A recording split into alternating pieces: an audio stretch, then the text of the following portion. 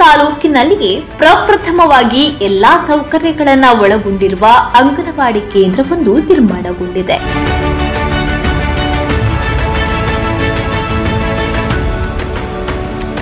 ಸಾಮಾನ್ಯವಾಗಿ ಅಂಗನವಾಡಿ ಕೇಂದ್ರಗಳು ಹೇಗಿರುತ್ತೆ? ಒಂದು ಪುಟ್ಟದಾದ ರೂಮ್, ಅಲ್ಲೇ ಪಕ್ಕದಲ್ಲಿ ಅಡುಗೆ ಮನೆ, ಅಲ್ಲೊಂದಿಷ್ಟು ಮಕ್ಕಳಿಗೆ ಆಟ ಆಡೋಕೆ ಅಂತ ಜಾಗ. ಹಿಂದಿನಿಂದಲೂ ನೋಡ್ಕೊಂಡು ಬಂದ ಹಾಗೆ ಹಂಚಿನಿಂದ ನಿರ್ಮಾಣಗೊಂಡಿರುವಂತಹ ಅಂಗನವಾಡಿ ಕೇಂದ್ರಗಳೇ ಹೆಚ್ಚು ಕಾಣಸಿಗುತ್ತವೆ. ಆದರೆ ಇತ್ತೀಚಿನ ದಿನಗಳಲ್ಲಿ ಅಂಗನವಾಡಿಗಳನ್ನು ಕೂಡ ಮನೆಯಂತೆ ಸುಂದರವಾಗಿ ಆಕರ್ಷಣೀಯವಾಗಿ ನಿರ್ಮಿಸಲಾಗ್ತಾ ಇದೆ. ಅದಕ್ಕೆ ಪ್ರತ್ಯಕ್ಷ ಉದಾಹರಣೆಯೊಂದು ಇಲ್ಲಿದೆ ನೋಡಿ.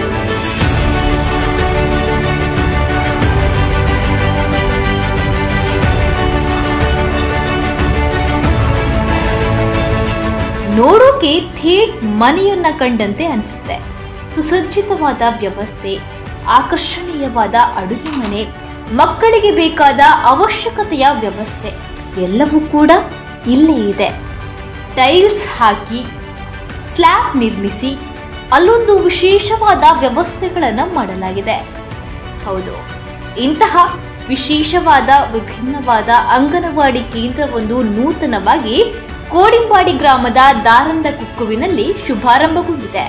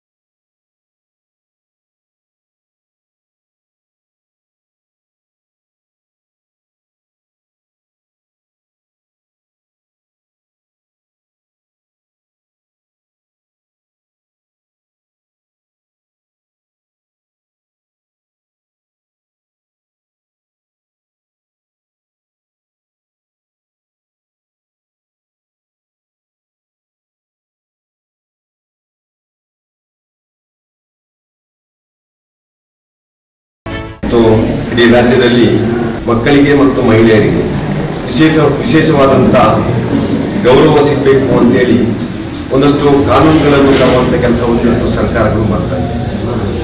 ಆ ಕಾನೂನಿನ ರಕ್ಷಣೆ ಪಡ್ಕೊಂಡು ಇವತ್ತು ಸ್ತ್ರೀ ಶಕ್ತಿ ರಾಷ್ಟ್ರ ಶಕ್ತಿ ಆಗಬೇಕು ಅಂತೇಳಿ ಇವತ್ತು ಒಂದಷ್ಟು ಕಾರ್ಯಕ್ರಮಗಳು ಅವರ ಆ ಸರ್ವಾಂಗೀಣ ಅಭಿವೃದ್ಧಿಗೂ ಇವತ್ತು ಆರ್ಥಿಕ ಚೈತನ್ಯವನ್ನು ಕೂಡ ಮೂಡಿಸುವಂಥ ಸಂಗತಿ ಇವತ್ತು ಸರ್ಕಾರ ಮಾಡ್ತಾರೆ.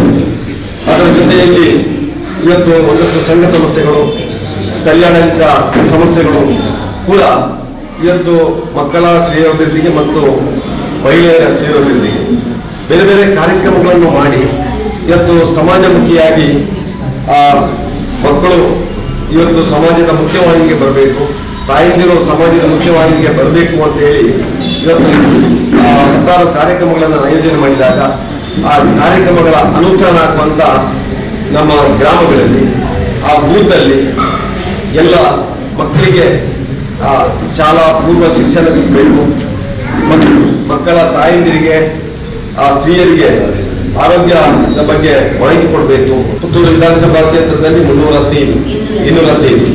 215 ಅಂಗನವಾಡಿ ಕೇಂದ್ರಗಳಿದೆ. ಆ 215 ಅಂಗನವಾಡಿ ಕೇಂದ್ರಗಳಿಗೂ ನಾವು ಪರಿಪೂರ್ಣವಾದಂಥ ಕಟ್ಟಡವನ್ನು ಕೊಡಬೇಕು ಅಂತೇಳಿ ಯೋಚನೆ ಮಾಡಿಕೊಂಡು ಪ್ರತಿ ವರ್ಷ ನಾವು ಬೇರೆ ಬೇರೆ ಜಿಲ್ಲಾ ಪಂಚಾಯತ್, ತಾಲೂಕು ಪಂಚಾಯತ್, ಸರ್ಕಾರ, ಮಹಿಳಾ ಮತ್ತು ಮಕ್ಕಳ ಕಲ್ಯಾಣ ಅಭಿವೃದ್ಧಿ ಇಲಾಖೆ ಹೀಗೆ ಬೇರೆ ಬೇರೆ ಕಡೆಯಿಂದ ಶಾಸಕರ ಪ್ರದೇಶ ಅಭಿವೃದ್ಧಿ ಅನುದಾನಗಳನ್ನು ಕೊಡ್ತಾ ಇದ್ದೇವೆ. ಅನುದಾನಗಳು ಅಲ್ಲಿಯ ಆ ಒಂದು ಸುಸಜ್ಜಿತವಾದಂತಹ ಕಟ್ಟಡ ನಿರ್ಮಾಣ ಮಾಡಬೇಕು ಅಂತ ಕೊಡ್ತಾ ಇದ್ದೀವಿ. ಕಳೆದ ಬಾರಿ ನಾನು ಅರೇಡ್ಕ ಗ್ರಾಮದ ಪಾತ್ರಮಂಚದಲ್ಲಿ ಒಂದು ಮಾದರಿ ಅಂಗನವಾಡಿ ಕೇಂದ್ರವನ್ನು ನಾವು ಉದ್ಘಾಟನೆ ಮಾಡಿದ್ವಿ, ಸರಿಯಲ್ಲ? ಇದೇ ರೀತಿಯಾಗಿ ಇಷ್ಟು ಅದರಲ್ಲಿ ವಿಸ್ತೀರ್ಣ ಇಲ್ಲ ಅಂತ ಕಾಣ್ತದೆ. ಆದ್ರೆ ಒಂದು ಮಾದರಿ ಅಂಗನವಾಡಿ ಕೇಂದ್ರಗಳು ಪ್ರತಿ ಗ್ರಾಮದಲ್ಲಿ ಒಂದಿರಬೇಕು. ಇವತ್ತು ಕರ್ನಾಟಕ ಸರ್ಕಾರ ಪ್ರತಿ ಗ್ರಾಮದಲ್ಲಿ ಒಂದು ಮಾದರಿ ಶಾಲೆ ಇರಬೇಕು ಅಂತೇಳಿ ಇವತ್ತು ಯೋಚನೆ ಮಾಡಿಕೊಂಡು ಅದನ್ನು ಕಾರ್ಯಗತಗೊಳಿಸುವಂತ ಸಂಗತಿಯನ್ನು ಮಾಡಿ. ಅದೇ ರೀತಿ ನಾನು ಹೇಳುವಂಥದ್ದು ಪ್ರತಿ ಗ್ರಾಮದಲ್ಲಿ ಒಂದು ಮಾದರಿ ಅಂಗನವಾಡಿ ಇರಬೇಕು. ಬಹಳ ಸುಂದರವಾದ ಒಂದು ಕಟ್ಟಡವನ್ನ ಇವತ್ತು ನಿರ್ಮಾಣಗೊಂಡಿದೆ. ಈಗಾಗಲೇ ನಮ್ಮ ಪುತ್ತೂರು ತಾಲೂಕಿನಲ್ಲಿ 215 ಅಂಗನವಾಡಿ ಕೇಂದ್ರಗಳಿದ್ರೆ ಎಲ್ಲ ಅಂಗನವಾಡಿಗಳು ಬಹಳ ಒಂದು ಉತ್ತಮ ರೀತಿಯಲ್ಲಿ ಬಹಳ ಹಿಂದಿನ ಕಟ್ಟಡಗಳು ರೂಪುಗೊಂಡಿದ್ದು ಕಟ್ಟಡಗಳು ಕಾರ್ಯನಿರ್ವಹಿಸ್ತಾ ಇದೆ. ಮಾನ್ಯ ಶಾಸಕರ ಒಂದು ಸಹಕಾರದಿಂದ ನಮ್ಮ ಈ ಒಂದು ವ್ಯಾಪ್ತಿಗೆ ಈಗಾಗಲೇ ಪೂರಕ ಅಂದಾಜು ಯೋಜನೆಯಡಿಯಲ್ಲಿ ಸಾಧಾರಣ 16.5 ಲಕ್ಷದಷ್ಟು ಅನುದಾನ ಈಗಾಗಲೇ ಬಿಡುಗಡೆಯಾಗಿದ್ದು ಶಿಲಾನ್ಯಾಸವನ್ನು ಕೂಡ ಅವರೇ ನಡೆಸಿದ್ದಾರೆ. ಅದೇ ರೀತಿಯಲ್ಲಿ ಒಂದು ಕಟ್ಟಡ ನಿರ್ಮಾಣಕ್ಕೂ ಕೂಡ ಅವರು ತುಂಬಾ ಸಹಕಾರವನ್ನು ಕೊಟ್ಟಿದ್ದಾರೆ. ಆ ಒಂದು ಪೂರಕ ಅಂದಾಜು ಯೋಜನೆಯಡಿಯಲ್ಲಿ ಸುಂದರವಾದ ಒಂದು ಕಟ್ಟಡ ಈಗಾಗಲೇ ನಿರ್ಮಾಣಗೊಂಡಿದೆ.